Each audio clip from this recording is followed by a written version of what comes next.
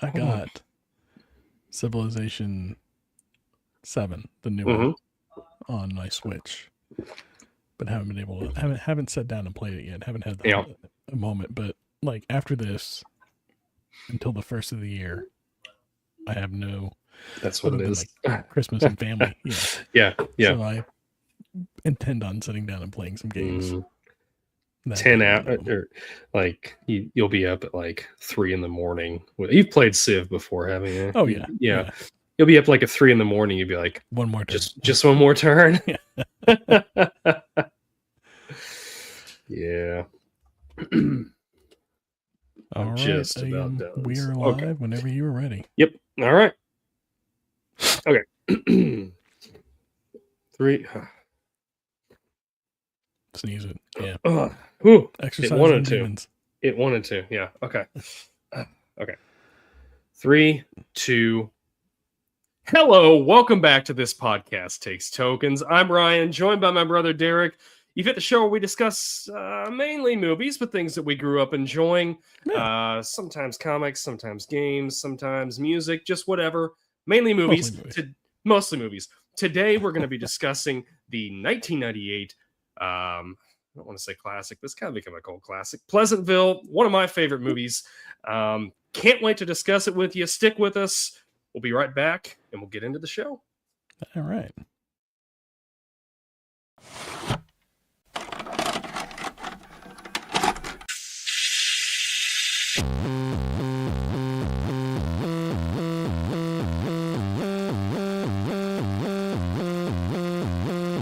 Your local video store card. A comic book in your back pocket. Games with no tutorials. Music you had to discover. And drinking water straight from the hose. These are the things us millennials remember fondly. We are the Jennings brothers. Join us after the streetlights come on as we race our bikes from the top of the hill right down memory lane. Exchange those quarters because this podcast takes tokens.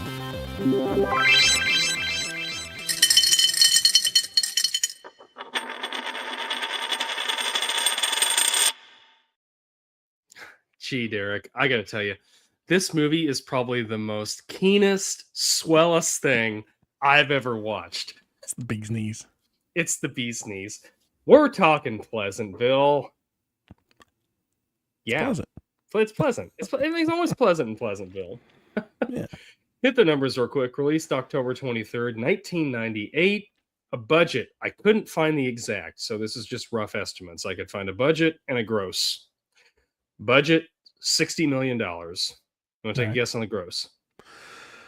I don't think it did well. I'm going to guess opening weekend, maybe 15 million. Worldwide, probably 70 million. I couldn't find opening weekend in my quick Google search, so I'm sure it's in there somewhere. But but the total gross was 49.8 million, so it lost money. Oh yeah. Okay. Yeah. Tomato meter. I think the critics like this one. I'm gonna go with 65. 85%. 80. Oh, man, way higher than I thought it was gonna be. Yeah. Popcorn meter. I know that people like this one. But do they like it more? I'm gonna go a little lower. I'm gonna go 80% on tomato. So close. 79%. 79%. All right. I don't know where those 6% went because, I mean, that would be me. I loved this movie on the rewatch. What did you think of it? Yeah, I enjoyed the rewatch on this one. This one's always kind of this one's a fun movie. Like it's interesting. It's different. It's I don't know why this is. Maybe you know why, but for some reason, for me, this and the Truman Show kind of occupy the same space. They're both, I don't want to say experimental, but they're different in terms of like, Truman Show's about like the guy who's on reality, who's like got like a whole TV show built around him. He doesn't know he's on it, blah, blah, blah. Pleasantville, not the same setup, but in terms of like, it's different in that like these kids get sucked into this TV show world and not that, but the way they shoot it, the technicality of this film, it's all in black and white whenever they're in this world, but then little pops of color start showing up. And it's interesting to see this done on film. Like, I know we've had this in the past. Like, they'll do black and white and they'll, like, pop a color here or there. But, like, there's a scene where they're riding in the car to go to that makeout point or whatever. And they're in black and white. And then they start hitting these, like, the road, and it starts kind of curving around. And then suddenly, like, these little cherry blossom buds start floating around them in pink. Yeah. And then more and more color, like things start coming in color. But it's interesting because everything else is still in black and white, but these little like falling cherry blood blossoms. And then by the time they actually get there, pretty much so everything is in color except for these two that are in the car. Yeah. And so the car's driving around through the scene and they're still in black and white. But the car, the seats that they're in, the dashboard, the reflections, everything else is in color. And it's just, it baffles me. It blows my mind. It looks fantastic. And I love it for that alone. They shot this entire thing in color. And then in post, they desaturated all the colors.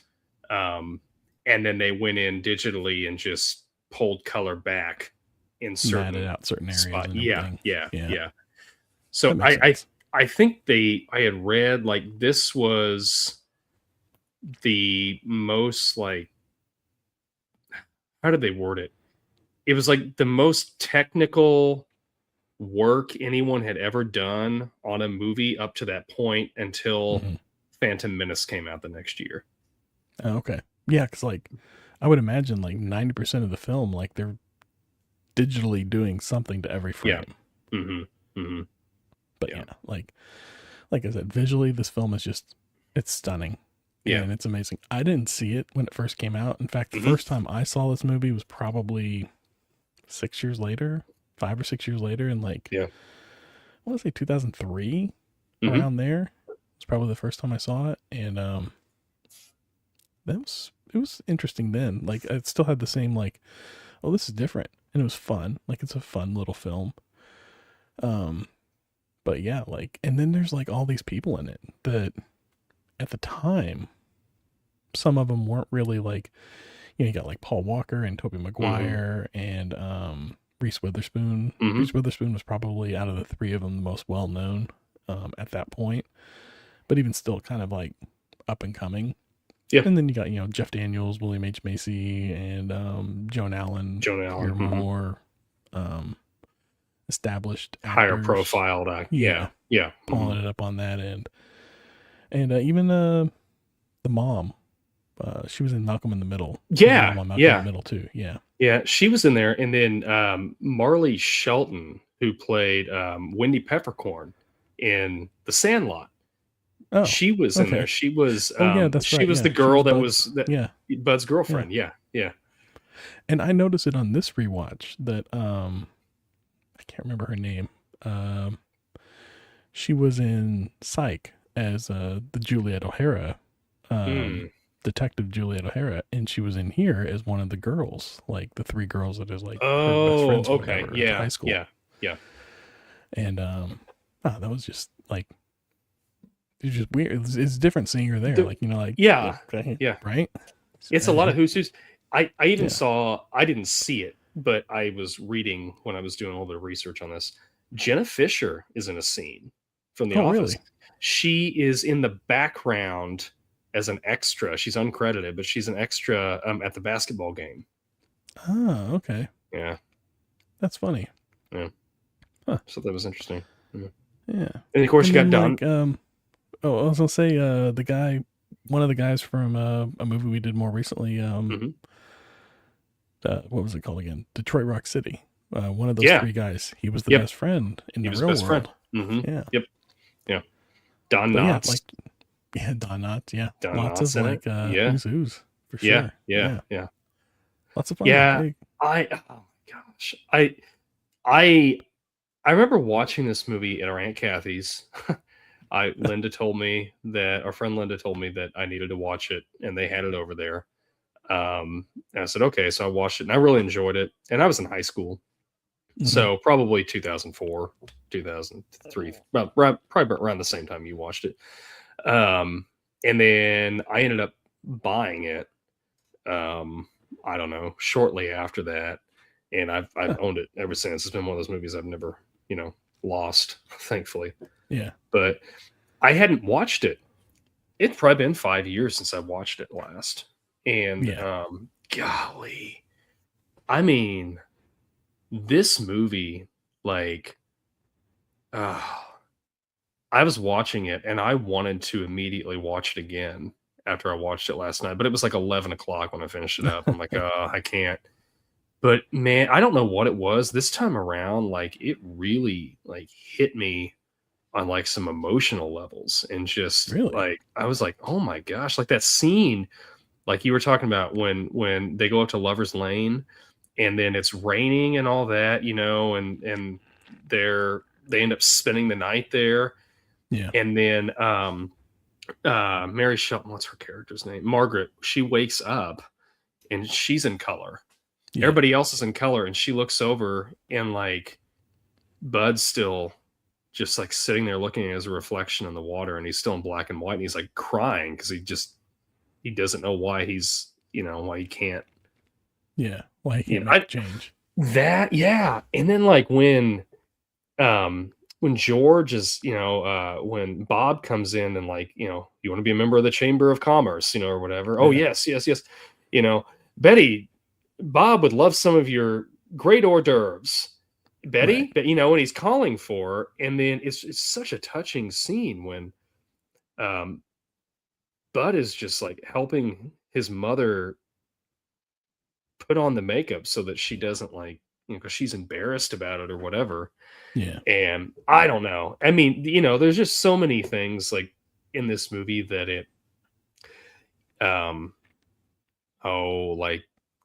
they're hinting at, like, I mean, obviously racism is in there, with, when they're talking about the people that are colored and then those that aren't. But I don't know, you've got so many hints of just like coming of age and like, I would even say like sexual awakenings, and all this stuff, like just it, and it's so layered for a dramedy, basically, is what this movie is. Yeah. Because the first half of it's really funny. I think like you're seeing all these like tropes when they walk in, and they pop in there and they're,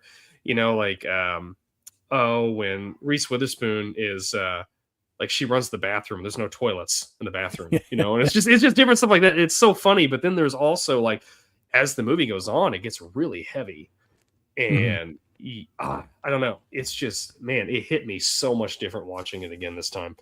It's just so good. So good. See, I would argue this is where I think I differ a little bit.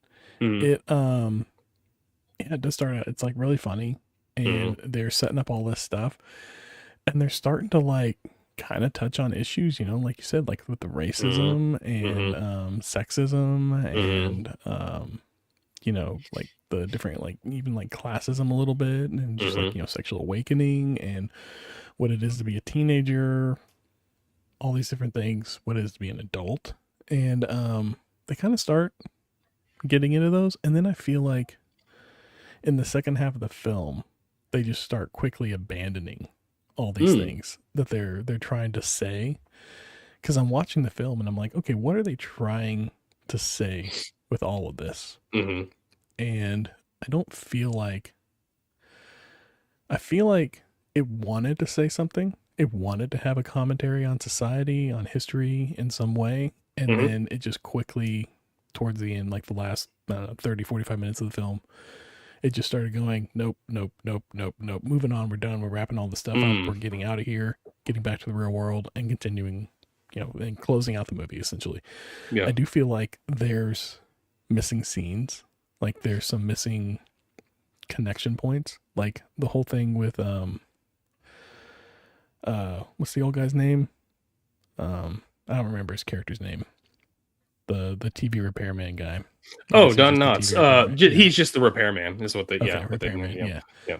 So like he sets him up for this. Like It's just like magical TV elf, just like swings in and puts them like. There's no setup for that, and I'm like, okay, I can kind of go along with that, sure. And then like he starts getting mad at him because of all the stuff that's happening, and he's like, "You really need to knock this off. Like you're ruining things. I'm gonna take you out of here." And then Bud leaves. He goes back to the real world, and we don't see Don Knotts' character anymore. TV repairman doesn't come back by, except for like a fleeting second. You see him still parked at out the front. end. Yeah. Yeah. At the very he smiles end, and he just drives away. And he drives away. Yeah. And it's like, was he upset the whole time? Was this part of his plan? Like, I don't understand that part. I feel like there's like something missing. Like like his character didn't get tied up at all. Like there was no conclusion with his character's arc. I feel like that's missing.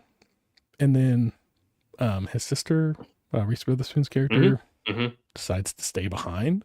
Yeah. So what kind of repercussions is that going to have on her mom? That's now like, I know my daughter ran away from home. Like what happened there? Like that's like completely, that's going to like cause all kinds of chaos in the real world. And then what happened to the Bud and I don't remember what the sister's name was in the TV land. So whenever he comes back, does Bud go back and then just kind of like continues? And I don't know. It just kind of fell apart for me at the end.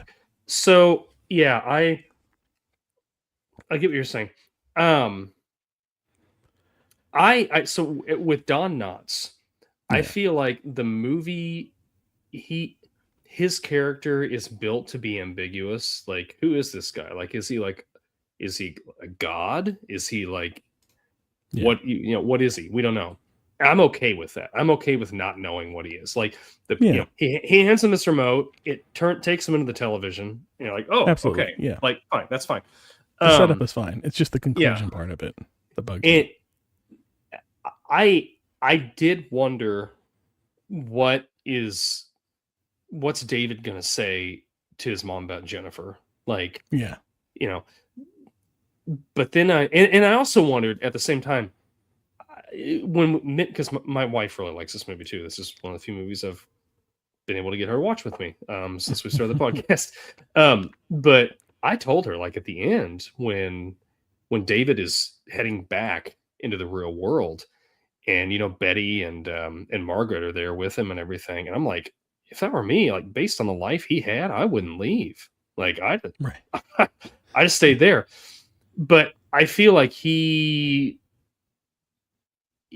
clearly loves his mother, and like he's got his friend back home. I don't know what else he has, but I almost wonder, like, if he explains that to his mom and then goes back, takes her with him back in there or something, because he still has the remote. He still has the ability to go back in there. And in all the time they were there, I don't know how many weeks they were there, a couple, maybe 3 or 4. An hour passes. So they, I mean, it's like, Jennifer may be there for, months and months or years to her, but like in the real world, she's gone for a night, maybe, It was like a Narnia situation. They go in the closet and spend their whole lives, and then they come back out and it's like 5 minutes have passed. That could be. Like, I didn't think about it like that, but like, and I know you're probably trying to joke, but I mean, honestly, like, seriously, it could, I don't know. Yeah, I just, I don't know. The thing that, like, go ahead. I feel like Bud would go back. Yeah. Like his arc in Pleasantville was learning to accept himself and be comfortable as himself. And then he goes back because he's finally comfortable as himself, and he feels like he can face his life, his true life, as himself now. At the same time, don't get me wrong, Tobey Maguire in the Spider-Man movies, loved it. But after watching this movie with him, I'm like, I can kind of see why everybody cooled on Tobey Maguire after Spider-Man. It wasn't it was fine. The performance was fine, but it was definitely like, it was lacking. I felt like, I thought it was too, there's some actors where whenever you watch them in a movie, you're like, that's Tobey Maguire playing a character, versus other actors whenever you see him in a movie and you're like, that's Deadpool that's not Ryan Reynolds. That is Deadpool. And I kind of feel like that with Tobey Maguire. Like he's either Spider-Man, Peter Parker, or he's just Tobey Maguire trying to play the part of whatever character or role that he's in.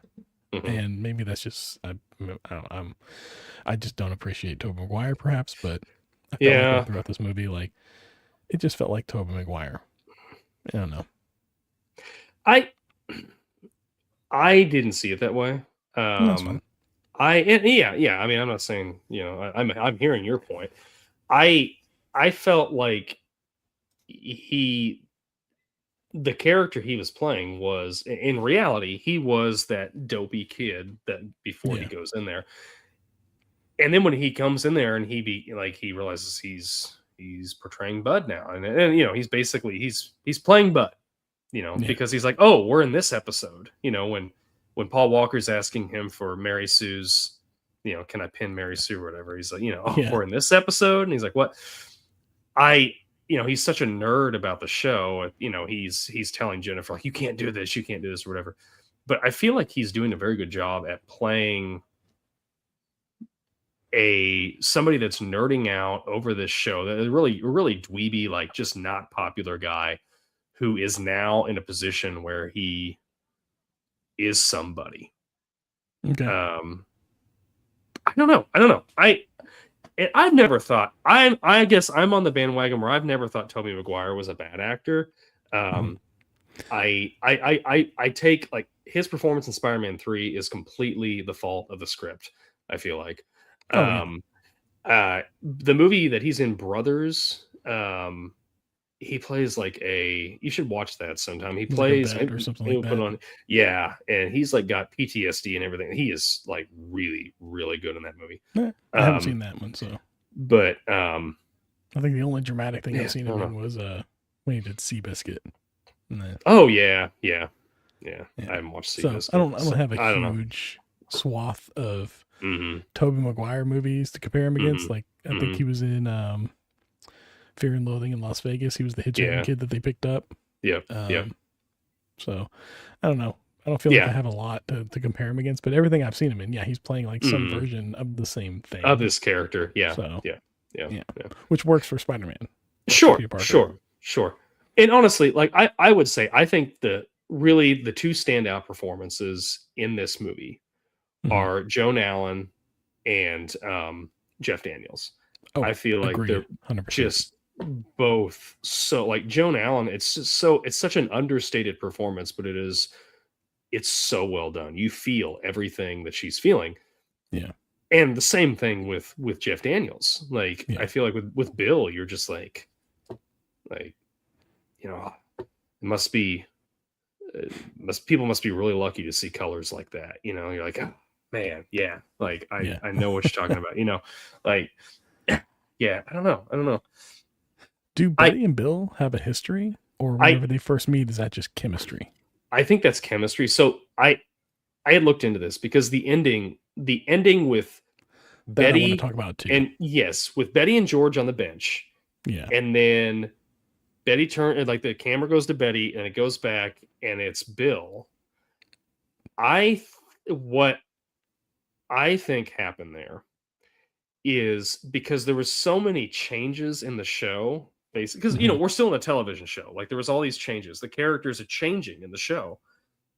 I think that in that moment, the script, quote unquote, was rewritten because it was like, oh, Betty is much better off with Bill than she is with George.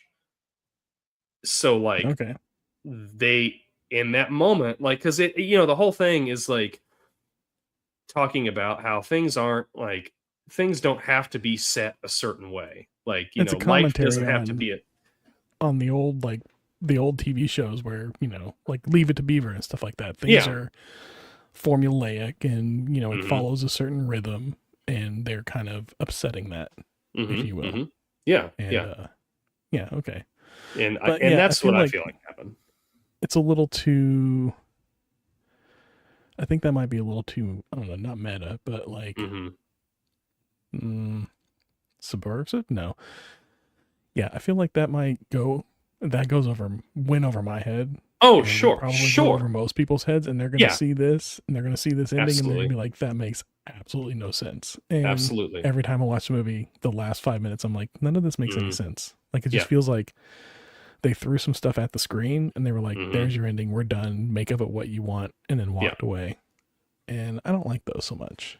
I agree with you. I will say, I think the weakest part of this movie is about the last 5 or 10 minutes. And it's the way it's wrapped up, because I'm fine with ambiguous endings. I love ambiguous endings. But this is less ambiguous and more, they just didn't explain what was going on. They just ran out of time. Well, yeah, it's like they had an idea for an ending, and they're giving you this idea, but they just didn't. It's not like, I don't feel like they set out to be like, let's have an ambiguous ending. It was like, hey, this ending, let's make this really cool ending.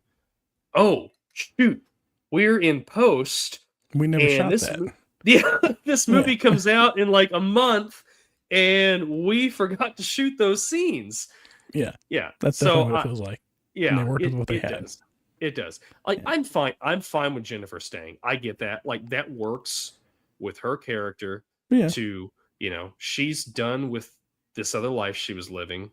She has become a new person, and she wants to live this life because she doesn't feel like she can live this life in the real world. That fits in a box. That's fine. I can understand that. I don't get William H. Macy changing to Jeff Daniels. Like, so what I told you is just what I'm envisioning happen. Yeah. But I don't know. I would like to have seen, a little more dots connected with that. Yeah. It was definitely like they ripped the pages, they ripped the film and taped it together with like the ugliest Scotch tape they could find, as opposed to taking a razor and methodically cutting out certain parts and splicing everything together. Yeah. It was just mashed, like slammed. And the ending, I don't know. I feel like it could have gone a little better for sure. Like, but I mean, the whole thing, it's fun. It's a fun trip. I wonder if they didn't have the black and white color technical feat that they achieved with this film, would it be as loved? Would it be as admired as a film? Or does that allow us to kind of overlook some of these like third act problems? Yeah, probably. Honestly, like, as much as I love this movie, and I've, talked about that just a few minutes ago.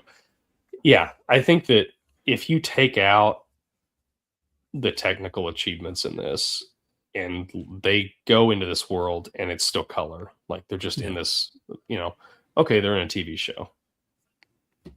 Right. That's, or it's just like all black and white. Yeah. That's it. Yeah. I think that because if they're not splashing, but that's the thing. I guess I feel like they could have shot the entire thing. No, I don't know. They had to do it the way they did based on the narrative of the movie. But I see what you're saying. But they could have also just like washed over the film, like the very last color reveal is we have Bill behind the pulpit, pounding fury and anger, and then suddenly he just and he's color, and we see it happen for the first time on the film. And if they would have just done that, like with every shot where something goes color, the whole shot just like becomes color like that, it wouldn't be the same. It wouldn't have worked. Seeing the little pops. And I think that adds to like Bob's, like, seeing that transformation adds to that scene. If like you're saying, if they would have had him transform the way you see everything else, where it's like you just see kind of like how they did with William H. Macy when George is sitting there and there's a reveal. Yeah. If they would have done that with Bob, it wouldn't have worked. I really think that's a great scene. It's, where's our lawyer? I don't think we need a lawyer for this, and it's this whole thing. And they've got all the people that are, in color that are up in the balcony again. There's the racism thing. And then you've got, and it's, Oh gosh, that scene is so good. And then when he just makes, he's, it's in all of us. You can't, well, it's not in me, or whatever. And right. But I wonder. So another question that I had, I guess, I would have liked to have seen. I really think Bob is probably a really good guy, like in the show. Like I don't think he was a jerk, And same with Whitey. Like, did all of this, like, quote, corruption cause them to become bad guys? Because like Whitey is a jerk, like he pulls up in the vehicle and he's like, there's your colored girlfriend, and he's like, and I think it come make me cookies anytime you want. Yeah. And I think it hints to, like, towards the end of the movie when Bud's looking for her and like she's running towards him on the square and her clothes are torn and stuff. Yeah. I think that like that hints to them trying to like sexually assault her or something like that, but they don't. They like it's a PG-13 like they did movie, with his mom. Yeah, exactly. I don't think Whitey's clearly not that in the show, in the original show, because they talk about how Margaret was giving him, those cookies are Whitey's cookies. Right.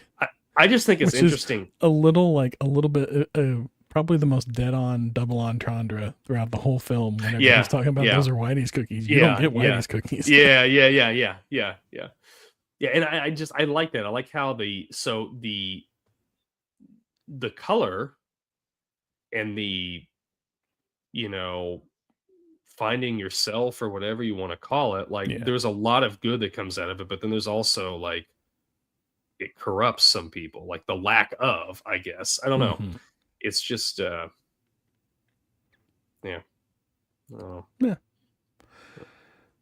Well, I gotta say, there was a couple moments of like nostalgia early on in the film, like the TV guide. Whenever he's flipping through the channels and he comes across that TV guide. Yep. TV guide channel.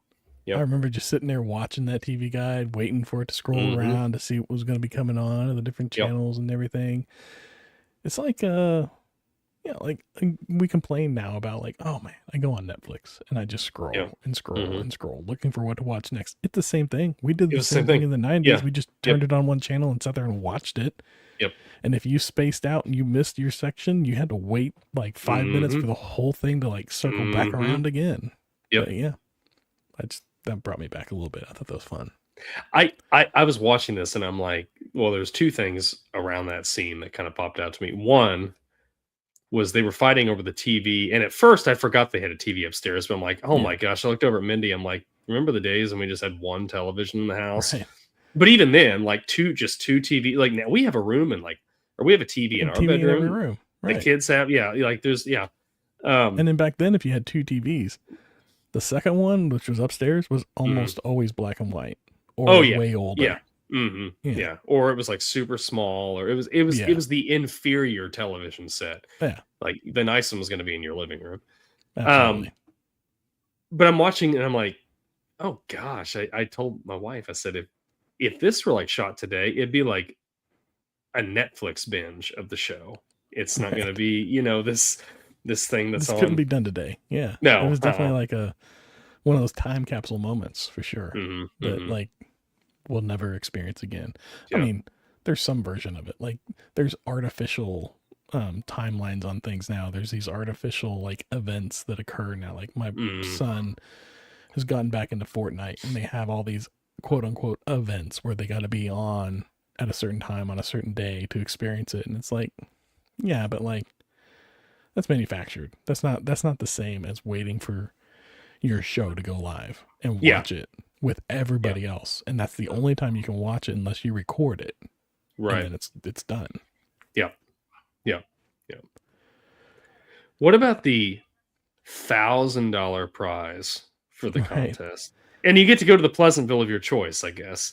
But I'm like, are there that many Pleasantvilles in the U.S., I wonder? I don't know. I know there's one in Iowa, I think. Is there? But I don't know how many. I would have thought that was an actual town name, but I guess so. I like all the teachers in the beginning hammering home. Oh my gosh, that you're gonna die. just such a bleak outlook, on life, and it's pre-Y2K. We were all concerned about the end of the world. I mean, we still are, but yeah. Yeah. In different ways, I guess, but yeah. Yeah. Everybody's got their own. I loved the breakfast that Betty made. It's just this massive, like what is this? She's like, but it's go to school as soon as you eat, and she just keeps loading all the stuff on her plate. But it's like it's really, and I know they're using this as an influence, but it's really like Leave It to Beaver. It's like you'd see Joan, and she would have these massive meals made, and you're like, what the heck is this?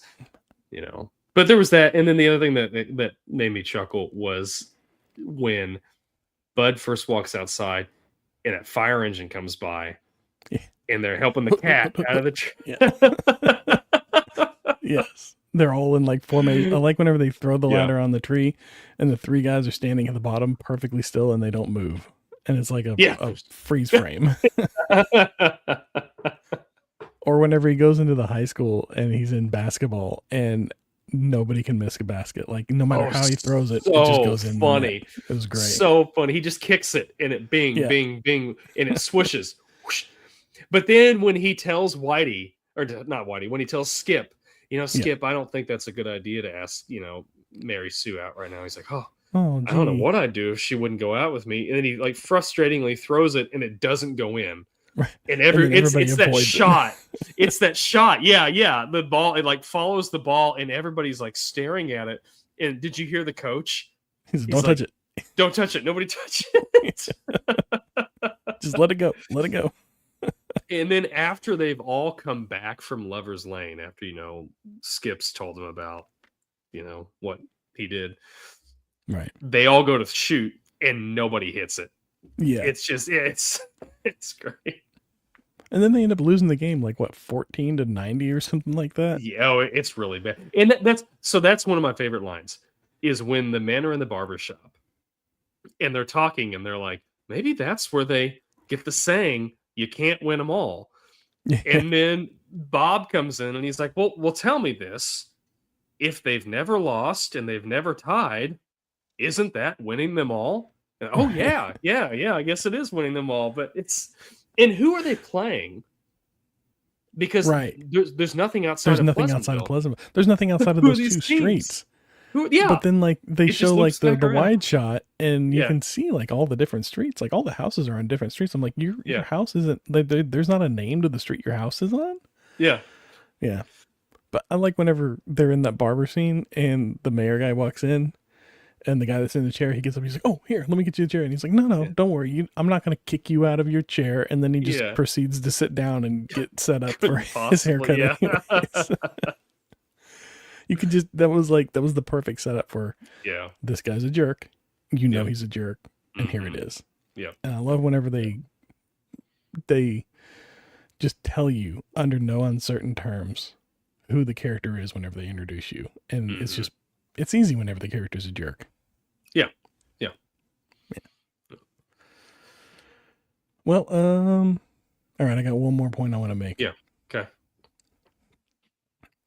I have no transition to get into this. That's okay. The relationship between the mom and the kids, the Pleasantville mom and kids, it's like and maybe it's just like, I don't watch enough old black and white shows to know, because I'm not familiar with, like, I don't watch Leave It to Beaver or Andy Griffith Show or anything like that, so I don't know the ins and outs of relationship back in those days, at least on TV. So maybe this is just how it was, but there seemed to be a huge disconnect between the kids and the mom. Like, she almost operated almost like a robot, and almost like nobody else affected her in any real way or had an effect on her, and she had no effect on them. Like, she just kind of went through serving and then just shut off. So I guess I'm not wrong. No. I agree. I feel like she was, I think you said, I mean, you said best. That's what you look at a lot of these movies or like these shows. I mean, well, like you're saying, you haven't watched a lot of those shows, but in a lot of those shows, the mom is like, she's home and she's there as just like a cooker and a cleaner. And it's usually dad that's like giving the advice, and she's in service. Yeah. Now there's shows. It's like Happy Days wasn't like that. I mean, but I think it's maybe some Archie like Bunker the older. kind of threw all that in a wrench. Yeah. And I think that's what makes her character so good. Like she breaks out of that and she like realizes she's like, I don't want to. This isn't what I want. Yeah. Well, you got anything else you want to throw out there? Yeah. So a couple things here. So I thought it's always fun to hear about who they had originally wanted to cast in these things. So instead of Don Knotts, you want to take a guess who their original choice was? If you think classic TV, no, Dick Van Dyke. Oh, Dick Van Dyke. They originally wanted him to play that role. That would have been the best role. Yeah. And Don Knotts casting. He was there to do all of his on-screen shots, but a couple of the shots, like when he's in the TV, like when Bud's in the TV shop and he's talking to him or whatever, Don Knotts wasn't available. I don't know if he got sick around that time because I think he passed away not long after this. He wasn't available to do his, like in post, they'll come back sometimes and they'll have the actors come back and redub the audio. And all that. Yeah, he wasn't available for that. So there was a different guy that like did his voice work for some of that, which I didn't notice it was anybody different. Like the guy just was pretty spot on with it, but I thought that was interesting. And then 8 years before we lost Don, by the way. Oh, it was another 8 years. Okay. Yeah. Well, maybe he had something else going on. I don't know. Jennifer, Mary Sue. Reese Witherspoon was not the first choice. Do you want to take a guess around this time? His other co-star from Spider-Man, Kristen Dunst. Oh no, that would have been a good one. She would have worked. Melissa Joan Hart was their first pick for this. Oh, okay. Yeah, she was hot at the time. With she was. Yeah, I think she's doing Sabrina at this time. Mm-hmm. And I kind of see that. I could see her doing this. Yeah. Yeah. It would be a very different role from what she's used to playing. Kind of playing the promiscuous girl. But I think it would have. I could see that would have worked. But they'd definitely break her out of that. Was it the Nickelodeon bubble or whatever? Yeah. Yep. Yeah. I think that was all the points I wanted to hit. I liked it. I loved it. I want some more of it. I'm gonna watch it again sometime. Look, it's a fun movie. It was a fun rewatch. I will definitely watch it again. Like if I come up and it's on, I'm gonna watch it for sure. Despite the third act problems that I have with it, it's still fun and a visually interesting movie to watch just for that. Yep, it is. Do the retro ramble? Want to get into that? Let's do it.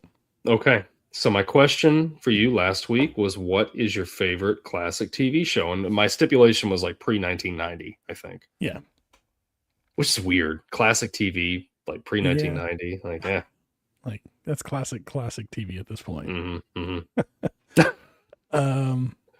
I've got a bit of a double answer. Okay. And it'll make sense here in a second. Growing up, my mom used to watch I Love Lucy reruns all the time. Oh, sure. So I'd watch those a lot with them. Growing up, watch a lot of I Love Lucy. I enjoy it. It's fun. I'm not watching it today. I'm not going out of my way to watch it. And I generally don't watch it if it's on. I'll change the channel before I watch it. But I enjoyed them. Now, USA used to run this thing called USA AM, and they'd run older sitcoms. If I stayed home or it was the summer or something like that, or spring break, I'd watch Wings in the morning. They'd I remember you talking about Wings. Yeah. So it depends on how you look at it, but for me, I think it's probably like Wings would be like one of the latest shows that I would watch. Yeah. But yeah, like I never got into Leave It to Beaver or the Waltons or anything like that. So yeah, how about you? I like that. I remember. I kind of thought you might say Wings because I remember growing up, like there was at least one summer where you were just all about Wings. Like I think it was ran like 6 hours of it every morning. Oh man, I think it was the summer that Men in Black came out, because Tony Shalhoub was in Men in Black. You're like, oh yeah, he's in Wings. Yeah. I remember you saying that. Anyway, yeah. I Love Lucy. Mindy, she hadn't watched it for a while, but there was a time where that's all my wife was watching was I Love Lucy. And I have seen so much of that I'm done watching I Love Lucy. Fair. It was funny. Yeah. Like the first 5 times I watched the show. Classically funny. Like, oh yeah. As far as like, old stuff goes, like that's like talk about writing the rules of comedy. It's perfect. It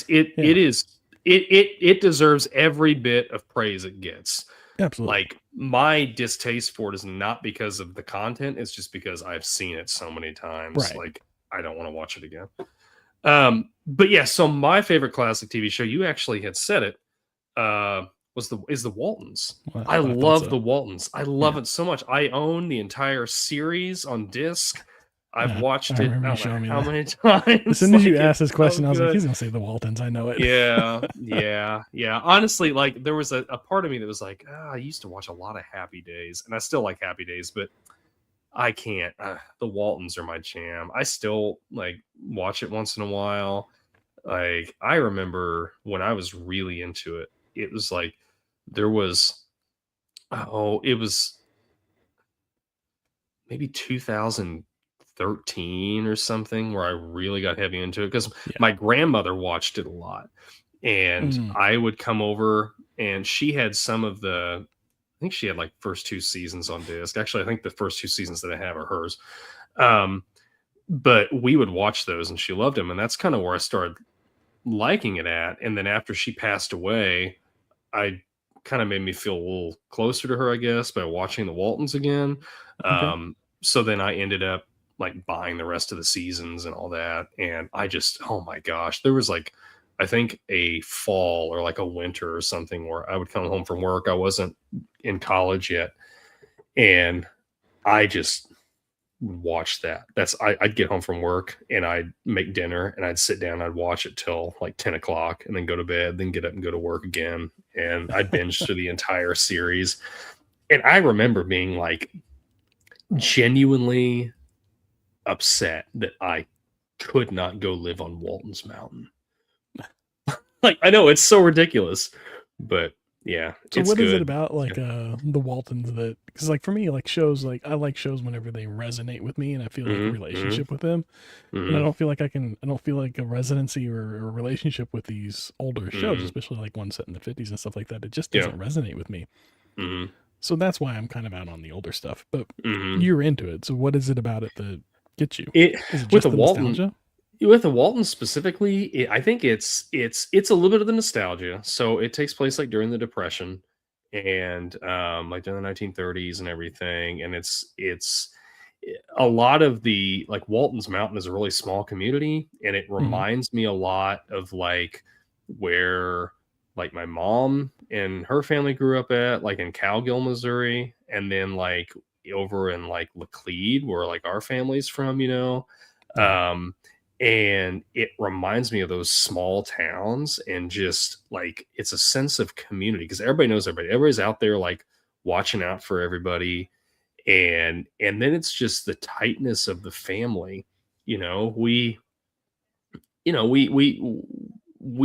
both come from a blended family. Like we don't have the same mom, and we've like my mom and our dad, like they've been married multiple times. You know what I mean? Like it's just, it's a very blended family, and I love everybody in my family. It's just like, you see that and you're like, oh man, that would be like, that's comforting. Almost. Yeah. Just to have, and that's something like, I guess to get a little bit deep, and I'm sure you feel the same way. Like I see stuff like that, and it's like, that's what I am like striving to build with my family. Just this, this closeness of, like no disconnect, and all this stuff. But yeah, that's really what resonated with me watching it. And it's just, I don't know. It's just timeless, I guess. It's good. It's good. Maybe we'll no, we won't. Because I know you don't want to sit there and watch a whole series of the Waltons, but if it's just what you pull, it's what you pull. Yeah. But There was one episode that was really like out of the norm with that, and it's like a ghost story. Really? And it like it's been so long since I've watched that episode. It's like one of the first seasons. But like John Boy, like there's just all this really weird stuff that happens, and like by the end of the episode, you're like, was that like really a ghost? You know, he's a writer, or he's an aspiring writer, and it's like he's writing all this out, like just these weird things that happened in this episode. And I don't know, it's just really kind of out of the norm for that show, but it's an interesting episode. But anyway, this isn't a Walton's episode. I'm sorry. I go on and on about it. So, no, do you? Yeah. You got any stale popcorn? Yeah, I got a little something for you. This is I don't know if we talked about this before whenever we did either one of these subjects. Mm-hmm. But Melora Hardin, I saw a thing, and it reminded me of this. Melora Hardin was originally cast as Jennifer in Back to the Future before being replaced by Claudia Wells. I just thought that was interesting. I can't. Melora, I need to look her up. Yeah, she was Jan in The Office. Oh, yeah. Oh, right. Wow. Yeah, I don't know if we talked about that when we did Back to the Future in The Office, but yeah. So I thought that was interesting. She was originally cast, and so like her and Eric Stoltz would have been the original. Mm-hmm. Marty and Jennifer. So I thought that was interesting. Yeah. Worth mentioning. And either like both those at the time. Like I've seen like some of the footage from Eric Stoltz, like because they shot a decent amount of the movie, and then they decided to recast him. I mean, it's that role is Michael J. Fox. Like there's iconic. There's nobody else. He is Future Boy. He is. He absolutely is. And just as Chris Lloyd is Doc, like nobody else is gonna, or Fester. Yeah. Or Fester. Yeah, that's right. That's right. But yeah. So honestly, my stale popcorn was Back to the Future 2. Oh. And we just did last week. I thought about this week. They establish that when something changes, right? I'm going to pick apart one of my favorite movies. They establish when something changes that it skews a new timeline. Right. Yet when Biff goes back and gives himself the almanac and comes back to 2015, he starts disappearing because Lorraine... Nothing else changes. None of that changes. Like, he doesn't go to the 2015 where Biff has become this rich billionaire. Right. He goes to the 2015, rightfully so, back to the 2015 that he came from. Right. How is he disappearing? Because in that timeline, he hasn't given himself the sports almanac. Maybe it's because he left that timeline before his past Biff could make a bet that would impact future Biff. Yeah, I'm with you. Like, it doesn't. You see, it's like, Back 3 does the same thing. Like, you've got the headstone that says, Emmett, and then it changes to Clint Eastwood. I'm like, no, that photo is from the timeline when Dr. Emmett Brown died. Right. That photo is not from the timeline where Clint Eastwood's on there. But then Doc fixes it all at the very end of 3 when he says the future isn't written. It is whatever you make it to be. I know. So make it a good one. The Polaroid's not making it, though. The Polaroid's taking a picture that was... The Polaroid dictates the whole first film. Have you seen the new Lego movie? Like Lego Movie 2? Yeah. Did you notice? Well, obviously, it's very heavy-handed. They outright say it. Like, where... whatever the main character's name is. I don't know. I just watched it this week with my daughter. Emmett. When the villain is him from the past or the future or whatever.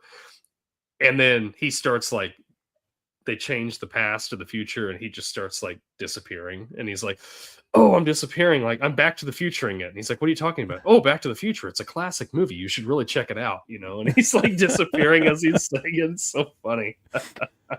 I haven't seen it since it came out. I don't remember. Oh, okay. Well. Yeah. He goes, it's funny. It's funny. I've seen the first one 1,000 times, I'm sure. With the kids, they love that first one. We watch it all the time. I haven't seen the second one. I think I've seen the second one like once whenever it first came out. I haven't seen it since then. It's pretty good. Yeah. I liked it.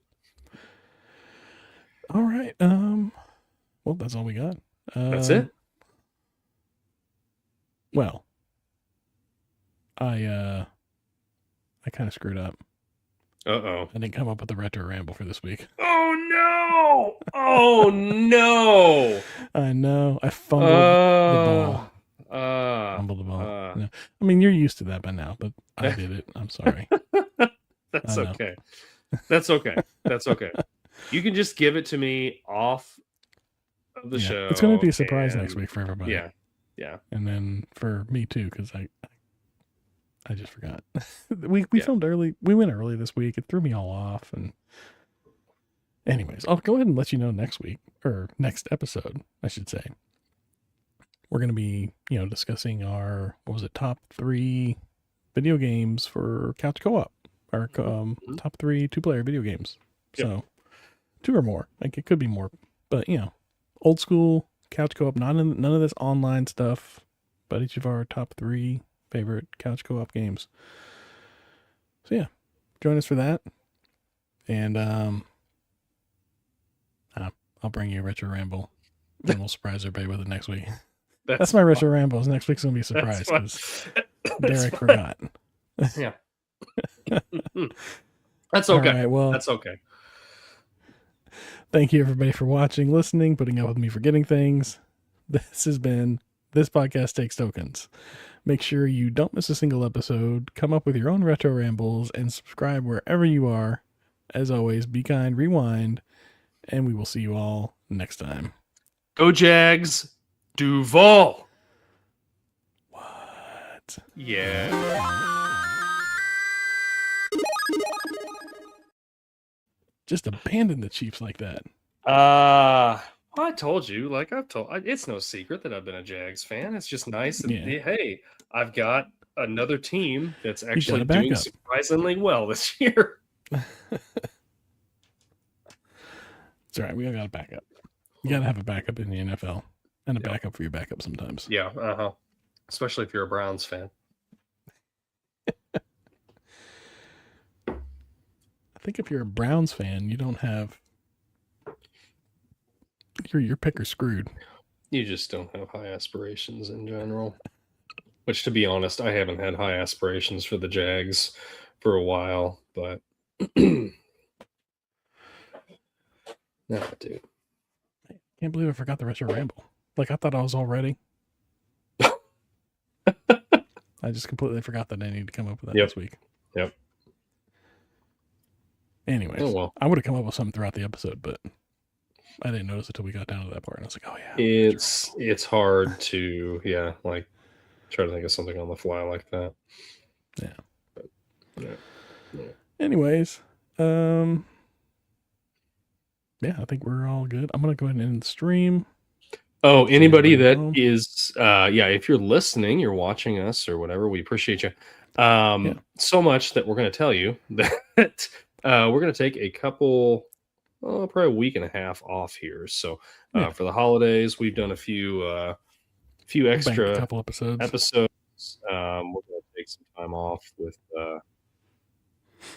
for the holidays, and we'll be back here in, I guess, 2 weeks. 2 weeks from Thursday. So 2 weeks from Christmas. Yeah. So you can still listen to the episodes. They'll come through, whatever. But we'll leave up the lives. We come back on Thursdays. Second Thursday of this year, we'll be back. Or the next year, we'll be back. Yep. So every Thursday, 8:15. Join us. Yep. See y'all around. See you guys.